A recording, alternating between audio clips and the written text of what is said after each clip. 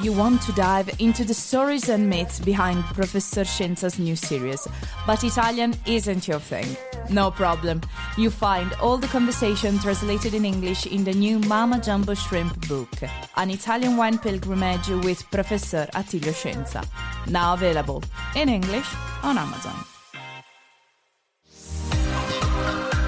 Welcome to this special Clubhouse session of the Italian Wine Podcast. Listen in as members of the Italian wine community engage in fascinating conversations about contemporary wine topics. If you enjoyed the show, please consider donating through ItalianWinePodcast.com. And remember to subscribe and rate the Italian Wine Podcast wherever you get your pods. Hi everyone, this is Beatrice welcoming you to the Italian Wine Clubhouse Ambassadors Corner, one of the top-ranked shows on Italian Wine Podcast. Here, our ambassadors get the mic to interview their favorite producers with total freedom. And if you miss it live, no worries, it's all recorded and dropped later on the Italian Wine Podcast. Today's guest host is Stephanie Johnson. Stephanie is a wine writer and educator based in New York City. She holds the WSET Diploma in Wine and Spirits and is certified as an Italian wine expert by Vinitaly Academy. Her latest venture, SteepleJack, spotlights the heroic stories of Italian wine producers, blending deep expertise with compelling storytelling. Today, she's going to interview Claudio Francavilla from l'Antica Quercia. So, Stephanie, Claudio, how you doing, guys? Great. Fine, thank you. Fine, thank you.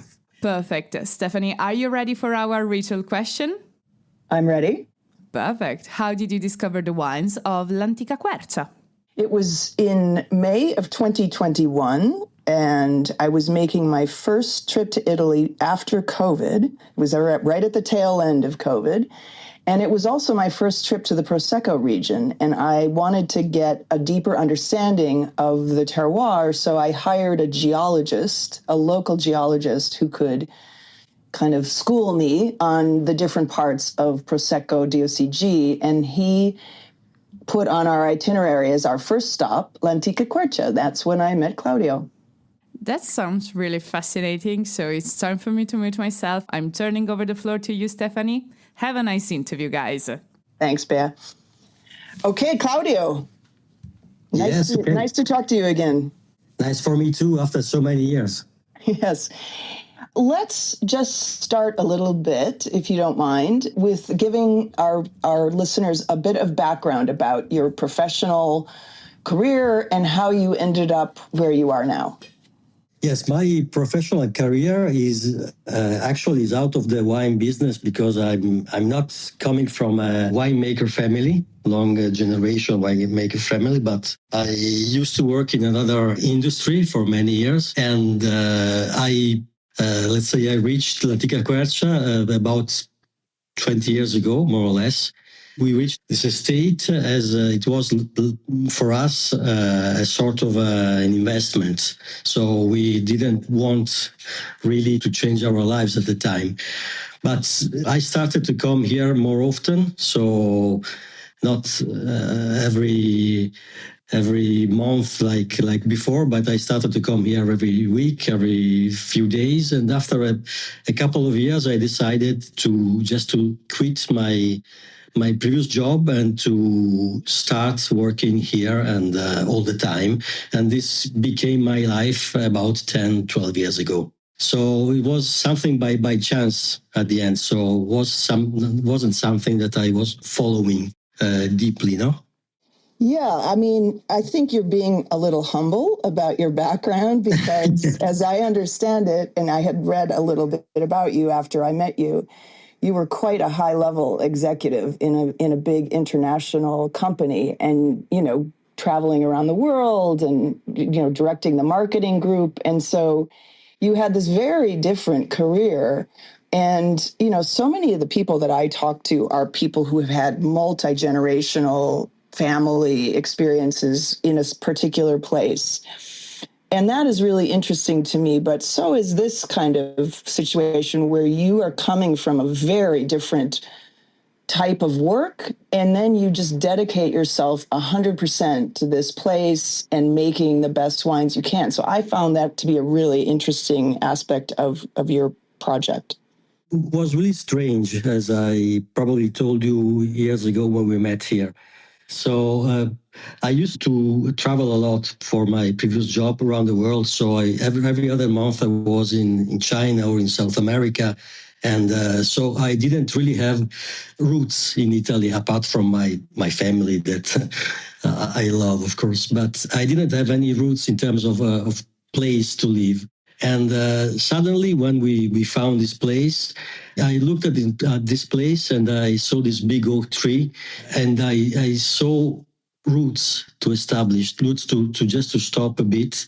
And so this was the reason that this place called me, and I decided just to quit my previous job, as I said before, and then stay here and live here, because I finally found some roots that I never had in my life.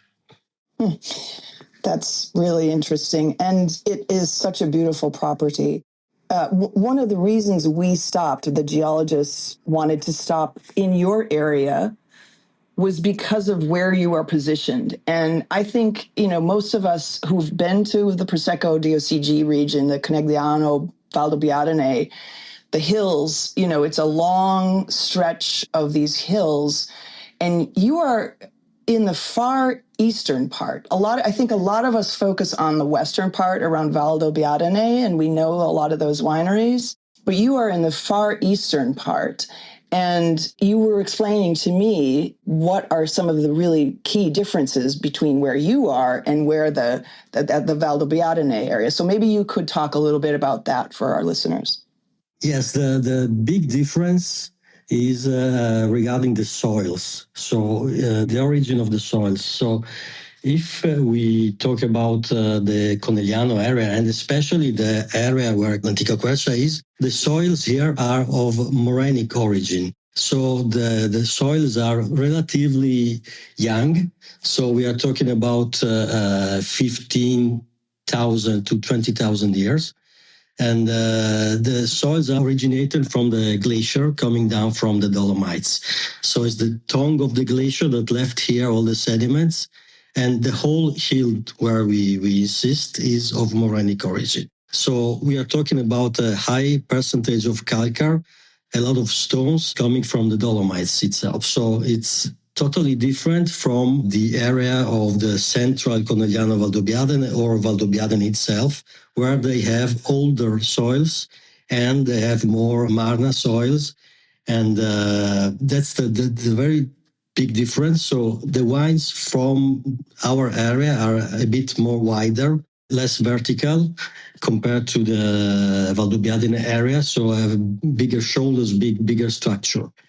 And this is due to the totally different soils. And in the whole Conegliano Valdobbiadene, the only area with a morenic origin soil is ours, the area of Conegliano. So it's really different. Yeah, in more recent years, we've all learned to speak more about terroir when it comes to Prosecco DOCG, right? And there's such a big difference, as we all know, right, between the Prosecco DOC, which is down on the flat parts of the region mostly, and much higher yields, and where you are, where there are really distinctive differences between the different areas and then some of the specific sites that they've now started to bottle. So it's a really interesting study in terroir now to visit this region. Can you give us a little bit of an overview of the different labels that you produce? Yes. First of all, would really like to talk just a few seconds about the winery. So the way we farm in Antica Quercia. So we are organic since 20 years, so since 2007, and biodynamic since 2018. So the wines that we produce are wines that even in the winery try to have a strong connection to the terroir, to the soils that we have. So the wines that we produce are wines that really want to connect to the place where we are. And we produce different labels, two different, lines of wines. So we have a line that is the Martinotti, classic Martinotti method line, with an extra dry and a brut. So a brut that is a low sugar content, about 4 grams per liter, and an extra dry of about 12 grams per liter. And those two wines are made, I repeat, with a Matinotti method or Charmant method. So they are more similar, let's say, more near to what is the idea of Prosecco Superiore in the world. So wines that really represent what is well known around the world. And then the other wines the other line of wines that we produce are wines produced with a col fondo method. So col fondo means in English with the bottom, so they are cloudy wines with the yeasts and the sediments that remain into the bottle. So they are cloudy wines, not filtered wines, and they really have a very deep connection with the terroir because they have no residual sugar, totally fermented, made totally with native yeasts, with the first fermentation and even with the second one. And they represent the most traditional way to produce Prosecco. And in this case, we have 3 kinds of wines. One that is a frizzante classic, 2.5 bars of pressure.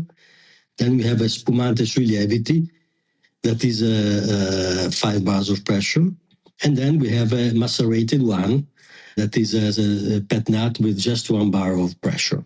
And then we produce a red wine as well, made with, it's an international blend, so Cabernet Franc, Cabernet Sauvignon, and Mazzemino, that is a local grape. And is a DOCG of Conegliano, specific. So this is just a brief overview, but please ask me whatever you want if you want to have a deeper understanding of the wines. Well, you've added to your lineup since I saw you, but one of the things that really intrigued me when I visited you, this sui lieviti category, it had just been introduced, I think, in 2019. Yes. So, and then COVID hit, so nobody, was talking about it or visiting. And then when I visited, this was the first I had heard of it. And it took me so long to get my head around, what is this? And you were the one who really, I remember emailing back and forth with you after the trip saying, can you please explain to me again, what is the difference between sui lieviti and col fondo? And so you were very patient and a good teacher. So maybe you can kind of teach our audience a little bit about what are the key differences. Col fondo is the really old method, right? That was in Prosecco before there was such a thing as an autoclave. And then sui lieviti is this new category. But can you just try to give us a little more of the nuances of the differences between these two categories? Yes, the col fondo method is a vino frizzante. So we are talking about a wine that has only 2.5 bars, maximum 3 of pressure, and is the result of 2 different fermentations.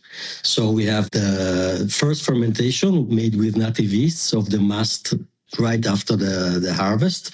Then the wine goes totally dry and stays on his lees for about 6 months. Then in the springtime, we make the tirage with some mast that we kept at 0 degrees during the winter.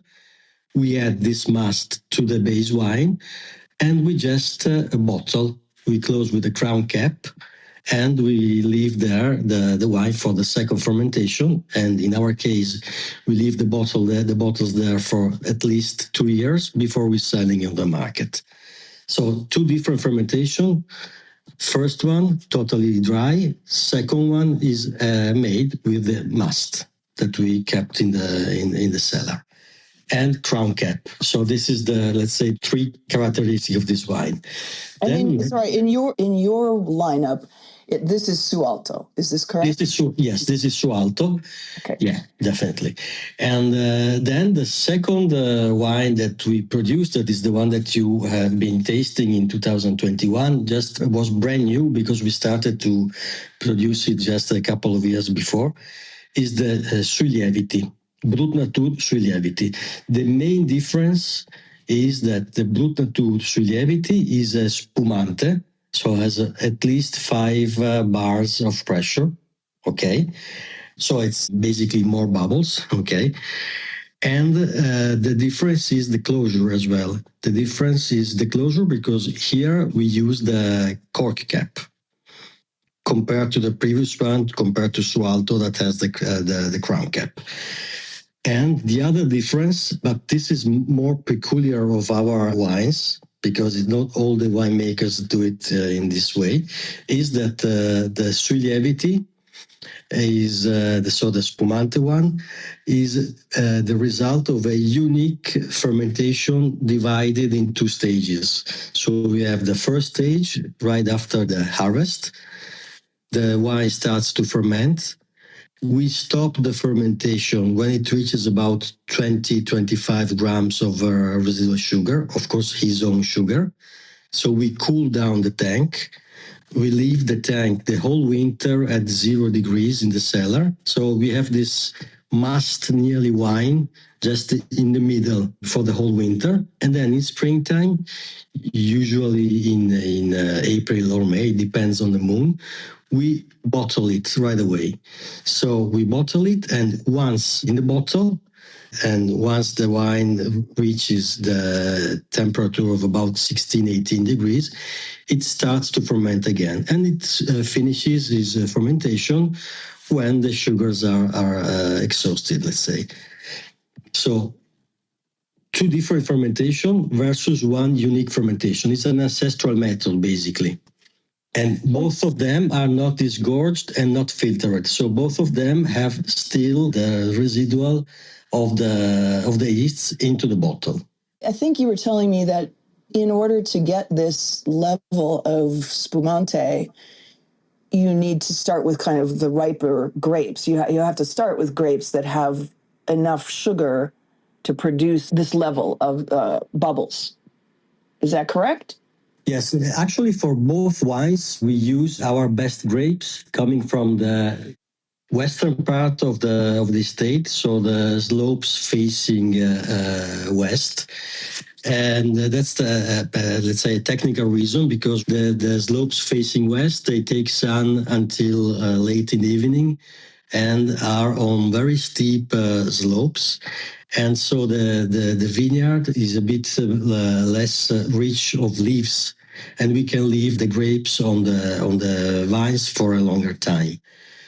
And that's why we use that part of the vineyard. We leave the grapes on the vines for a longer time because we need more ripe grapes, as you said, Stephanie. And so we really had to choose the piece of land where we can leave the grapes for a longer time. And this is the best part of our estate. And this to say that, yes, we need riper grapes, we need more structure, as in the case of Colfondo wines, both frizzante and spumante. Acidity, yes, is important, but it's more important to have more structure, to have more wideness in the mouth. And so we can sacrifice a bit the acidity and have more structure, leaving the grapes for a longer time on the vines. And of course, we have more sugar residual in order to develop a more spumante wine. Yeah. I realize this is a very small category in comparison to the more traditional Prosecco that's produced even in the DOCG. It's just a sliver in terms of the volume, but it feels like more and more of the good producers are doing this style, and it's something that I almost get the sense it's not a prestige kind of wine, but it's more interesting to people, I think, to try to do this style. How would you characterize the position of Sui Lieviti and Colfondo in Prosecco DOCG in general, in terms of the way producers are approaching it? Some producers have always been producing this kind of wine since ages, especially the Colfondo wine, because it was as you mentioned before, was the first way to make wine with the Glera grape since ages. So the most, let's say, old wineries produce this kind of wine since ages. But now we are seeing in the past 10, 15 years that younger generations winemakers took back this technique, and they're starting again to produce this kind of wine. And the main characteristic is that you need to know in a good way your grapes before you produce this kind of wine. So especially this kind of wine is produced by a vigneron that farm their own vineyard, and they know perfectly which are the characteristics of this wine, because it's a very simple wine at the end, but it's very, very difficult to produce, and you need to have always perfect grapes, because you don't have many enological intervention on this kind of this kind of wine. That means that you need to be sure of what your grapes are able to develop at the end. And so this is a characteristic of wine, as a wine that is something that really tells which are the vineyards where they're coming from. And the best result is coming from who is farming their own vineyards, of course. Yeah. I think you told me during my visit, or maybe afterwards, that this was a category that kind of grew from the ground up. You know, it wasn't something that the consortio thought, hey, let's create a new category. But it was really producers like yourself who were sort of getting together and saying, we can make this kind of wine. Let's try to get recognition for it.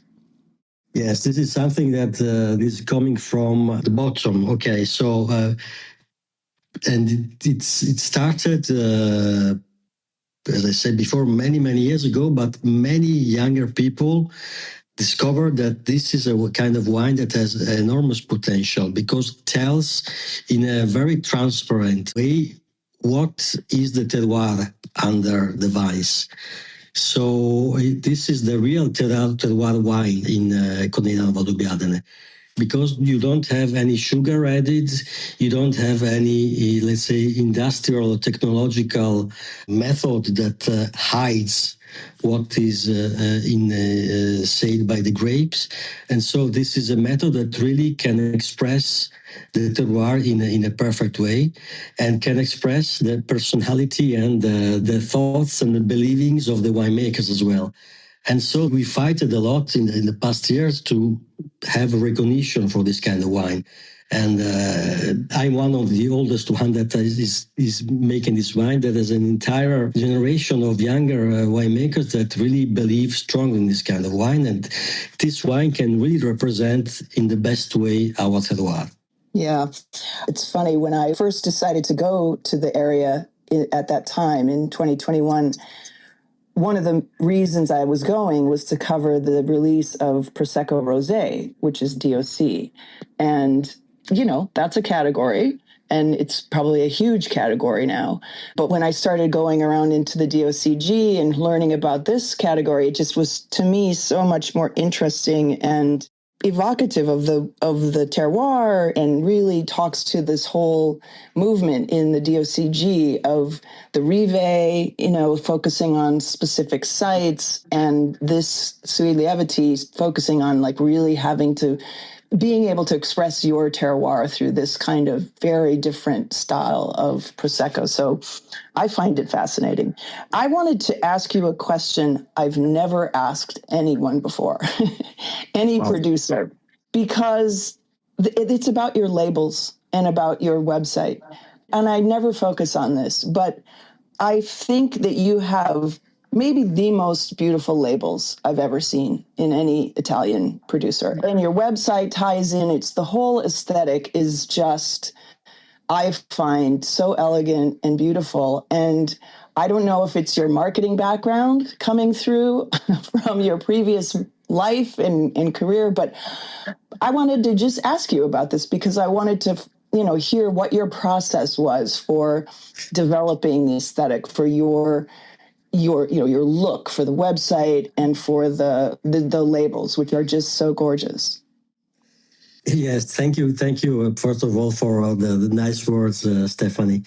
The process is really something that I I'm happy to tell you, because it's a very simple process. That means that back in 2015, when I started to work full-time in my winery, I decided with the people working with me to totally redesign the labels.